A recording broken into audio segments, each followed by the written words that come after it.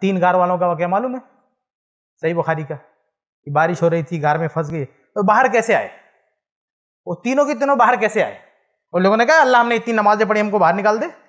ان لوگوں نے کہا کہ اللہ تعالیٰ ہم نے اتنا خیرات کیا لوگوں کو بانٹا باہر نکال دے؟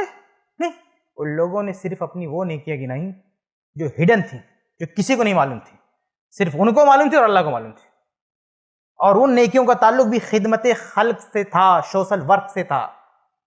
روزہ نماز نہیں تھا، روزہ نماز تو فرض ہے تو کرنا ہی کرنا ہے، وہ کون سے بہادری کام کا آپ نے روزہ نماز پڑھ لیا تو کون سا بہادری، تو قرض تک کرنا ہی کرنا تھا۔ ارے کچھ ایسا کرو جو کرنا نہیں تھا پھر بھی آپ نے کیا، جو کمپلسری نہیں تھا پھر بھی آپ نے کیا، اس میں بڑا وزن ہوتا ہے۔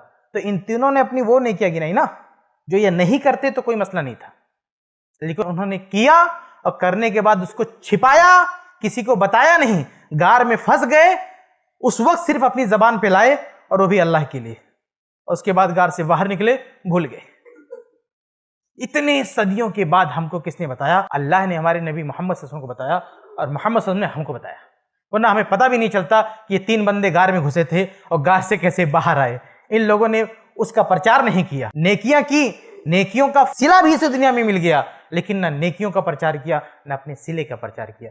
یہ خاموشی کے ساتھ کی گئی تعاون میں یہ طاقت ہوتی ہے جو آپ کو اتنی بڑی بڑی مصیبتوں سے نکال سکے۔ اس لیے میرے بھائیو، ہمارے سامنے جو موقع ہے، سامنے ہم دکھ درد کا اظہار کرتے ہیں، طلب کا اظہار کرتے ہیں، اچھی بات ہے، لیکن ان موقع کو گنوانا نہیں چاہیے جو ہمارے سامنے ہے۔